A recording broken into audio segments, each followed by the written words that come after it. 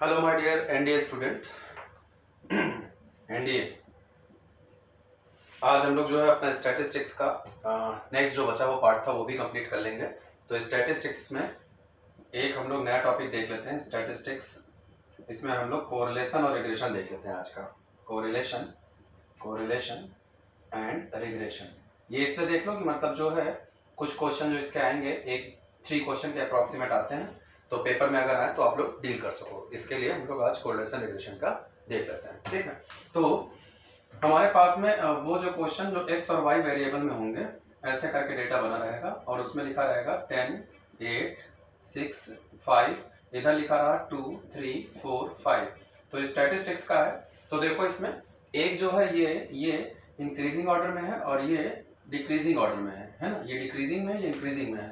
तो अगर x and Y variable एक दूसरे से इनवर्सली प्रोपोर्शनल हो, इट मीन्स कि one is in increasing form, another should be in decreasing form, so this will be called negative correlation।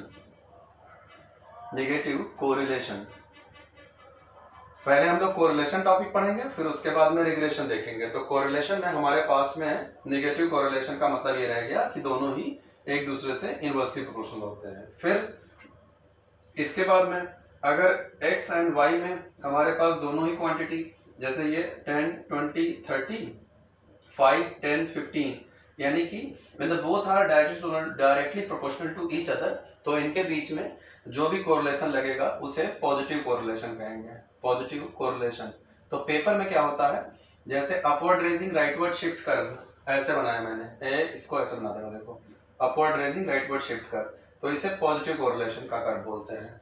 और upward raising leftward shift curve, left side की तरफ जाता हुआ कर्व, इसे नेगेटिव कोरिलेशन बोलेंगे। तो क्या है कि एक हमारे पास पॉजिटिव कोरिलेशन का ग्राफ हो गया, एक नेगेटिव कोरिलेशन का।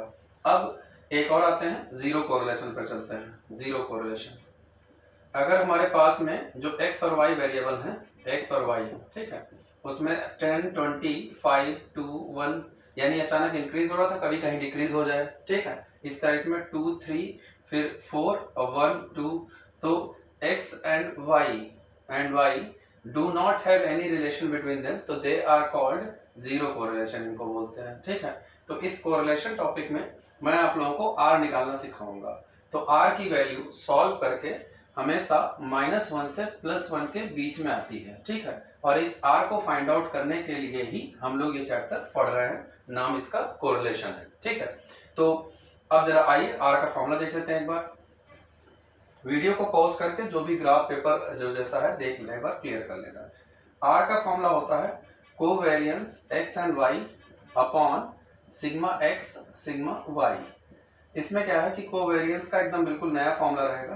कोवेरियंस x और y का फॉर्मूला हो जाएगा x minus x bar and y minus y bar, इसके आगे सिग्मा अप्लाइड होगा अपॉन n। तो ये जो है ये है हमारा कोवेरियंस का फॉर्मूला। और इसके साथ ये जो मैंने एस डी ऑफ एक्स लिखा है, ये है सिग्मा x माइनस एक्स बार का होल स्क्वायर अपॉन n। और ये जो मैंने एस डी ऑफ वाई लिखा है, ये हो गया सिग्मा y माइनस वाई बार का होल स्क्वायर अपॉन n। ये आप लोग मेजर ऑफ डिस्पर्शन में देखोगे, ठीक है। अभी तो हम लोग जो है अपने स्टैटिस्टिक्स का 4th टॉपिक कर रहे हैं, कोरिलेशन रिग्रेशन। तो इस हिसाब से आर निकालने के लिए नीचे वाला फॉर्मूला अप्लाई करेंगे। एक बार मैं आइडिया दे रहा हूँ कैसे करना है। ये तुमको क्या करेंगे कि एक्स और वाई में क्वेश्चन दे रखेंगे ऐसे, ठीक है, 3, 4, 5, 1, 2, 9। तुम्हें क्या करना है कि तुम्हें जो है एक बार x का मीन निकालना है। कैसे? सारे x को ऐड कर लेना, अपॉन नंबर ऑफ टर्म से डिवाइड कर लेना, ठीक है। जैसे 4, 3, 7, 5, 12, तो 12 अपॉन 3 4 आ गया, तो x का मीन आ गया 4। फिर एक बार y का मीन निकाल लेना, यानी मीन ऑफ y का मीन, जो कि सारे y को ऐड करके अपॉन नंबर ऑफ टर्म से डिवाइड करके आएगा। तो ये कैसे आएगा? 9, 9, 2, 11, 1, 12, 12 अपॉन हमारे पास में 3 टर्म है, तो इसके हिसाब से ये 4 हो जाएगा। अब कुछ नहीं करना है, अब फॉर्मूले के अकॉर्डिंगली आंसर लाने के लिए टेबल बनानी है। तो यहाँ पर टेबल बनाने में क्या करना तुम लोग, एक बार x माइनस एक्स बार कर लेना, y माइनस वाई बार कर लेना, सामने इनका इंटू कर लेना, x माइनस एक्स बार y माइनस वाई बार, और इसके बाद में, ठीक है, इसको ऐड कर लेना, यहाँ रिप्लेस कर देना। नंबर ऑफ टर्म 3 है, सब पुट कर देना फॉर्मूले में और इससे तुम्हारा जो है कोरिलेशन कोफिशिएंट स्मॉल r की वैल्यू आ जाएगी। ठीक, नया क्या है इसमें? नया इसमें यह है कि जो r है, r मैंने बोला था अभी कुछ देर पहले कि r की वैल्यू हमेशा -1 से +1 के बीच में होगी। तो आप लोग याद करो, -1 से +1 के बीच में देखो मैं 0 भी लिख दे रहा हूँ। अब हमारे पास 3 वैल्यू हो गई। अगर आपका आंसर +1 आएगा तो इसको परफेक्ट पॉजिटिव कोरिलेशन कहेंगे, परफेक्ट पॉजिटिव कोरिलेशन। और अगर आपका आंसर -1 आया तो इसको परफेक्ट नेगेटिव कोरिलेशन कहेंगे, परफेक्ट नेगेटिव कोरिलेशन। ठीक है, एक मिनट रुको, मैं ऊपर वाला इरेज करके अच्छा बता देता हूँ। ठीक है, जैसे -1 हो गया, 0 हो गया और 1 हो गया, तो हमारे पास में ऐसे करके डेटा को सेग्रेगेट कर लीजिएगा। इसमें देखो मैंने जो है 3 ऐसे मार्क मारे हैं, इधर में भी 3 मार्क किए हैं, तो ये हो जाएगा नेगेटिव कोरिलेशन, वो भी परफेक्ट, परफेक्ट नेगेटिव कोरिलेशन। ये हो जाएगा परफेक्ट पॉजिटिव कोरिलेशन। अब इसमें यहाँ से यहाँ तक, यानी अगर 25% वैल्यू की बात करूँ मैं, यानी ये 0 है, तो यहाँ से अगर 0.25 और यहाँ से 50% वैल्यू ले लूँ तो 0.75। तो आप लोग याद करो, अगर आपके पास में यहाँ से यहाँ तक का आंसर आ रहा होगा तो इसको लो डिग्री पॉजिटिव कोरिलेशन बोलेंगे, यहाँ से यहाँ तक का आंसर आ रहा होगा तो इसको मीडियम पॉजिटिव कोरिलेशन बोलेंगे, और अगर यहाँ से यहाँ तक का आंसर आ रहा होगा तो हाई डिग्री पॉजिटिव कोरिलेशन बोलेंगे। ठीक है, उसी तरीके से यहाँ पर low degree negative correlation, medium negative correlation और हाई डिग्री नेगेटिव कोरिलेशन। तो इसको जो है इसी के अकॉर्डिंग, सॉरी इधर लो, ये मीडियम और इधर में हाई हो जाएगा। ठीक है, तो एक बार इसका फॉर्मूला रिकॉल करके इस पर क्वेश्चन कर लेना। ठीक है, अब हम लोग अपने अगले टॉपिक पे चलते हैं।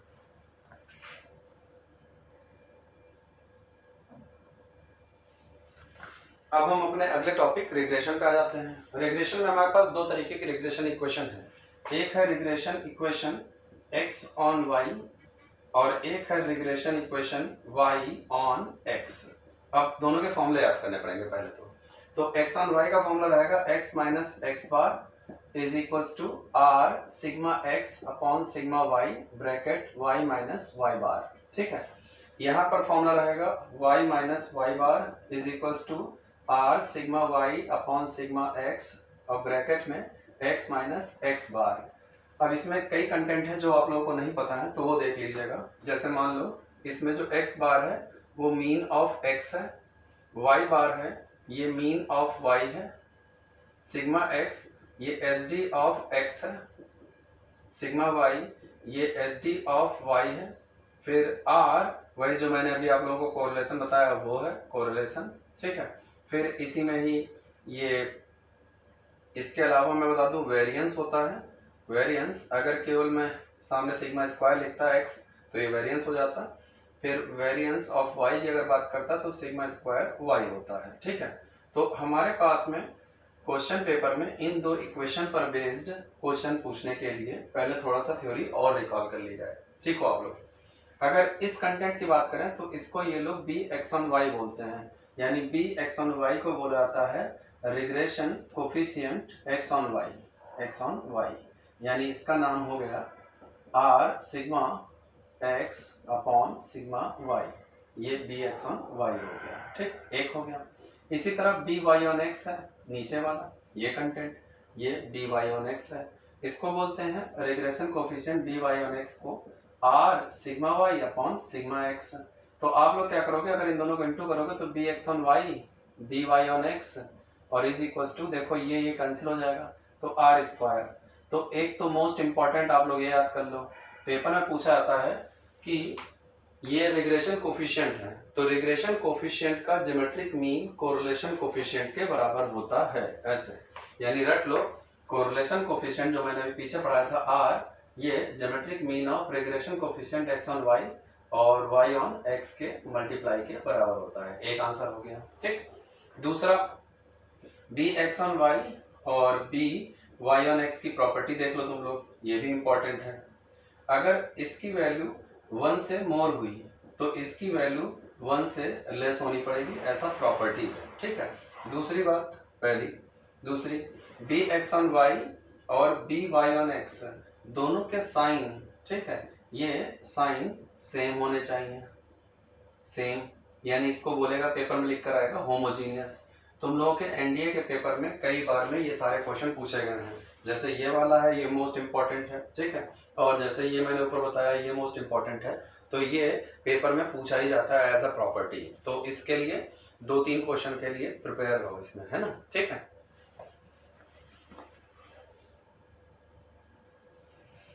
अब इसमें एक बार क्वेश्चन करना सीख लो, ठीक है। जैसे हमारे पास 3x + 4y = 7 और 2x + 9y = 8, ऐसे करके क्वेश्चन पेपर में क्वेश्चन आया है। तो अगर आप इसको दोनों इक्वेशन को सॉल्व कर लोगे, ठीक है, सॉल्व करके अगर x एंड y की जो वैल्यू लाओगे, इस x की वैल्यू को x का मीन और y की वैल्यू को y का मीन कहेंगे। ये पहला क्वेश्चन है, इसमें पूछा जाता है। ये पूछेंगे कि अगर these are the 2 regression equation और इस पर मीन ऑफ x और मीन ऑफ y बताओ, तो इन दोनों इक्वेशनों को 10th स्टैंडर्ड के अकॉर्डिंग अपना जो क्लास में पढ़ते हैं सॉल्व कर लेना और उसके अकॉर्डिंगली देख लेना, ठीक है। फिर r पूछा जाएगा, bx ऑन y पूछा जाएगा, by ऑन x पूछा जाएगा, फिर सिग्मा x पूछा जाएगा, सिग्मा y, ये सारी चीज़ें इसमें पूछी जाएंगी। तो क्या करना कि जैसे हमारी जो पहली इक्वेशन है इसमें x को एक तरफ सब्जेक्ट बना लेना, जैसे s है, तो ये हो जाएगा 7 - 4y/3 ऐसे करके। तो इसको कॉमन कर लेना ऐसे, माइनस का 4/3 ब्रैकेट में y - 7, ये हो जाएगा x।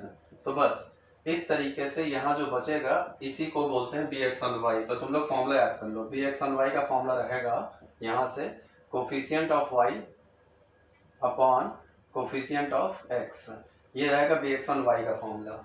by ऑन x का फॉर्मूला रहेगा coefficient of x upon coefficient of y, ठीक है।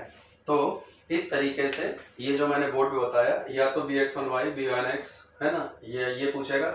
जैसे bx on y by on x आ जाएगा, वैसे ही तुम लोग उठाकर r के लिए जो मैंने बताया था तुमको शुरुआत में, ये bx ऑन y और by ऑन x इसमें पुट कर लोगे तो इसमें r आ जाएगा, ठीक है।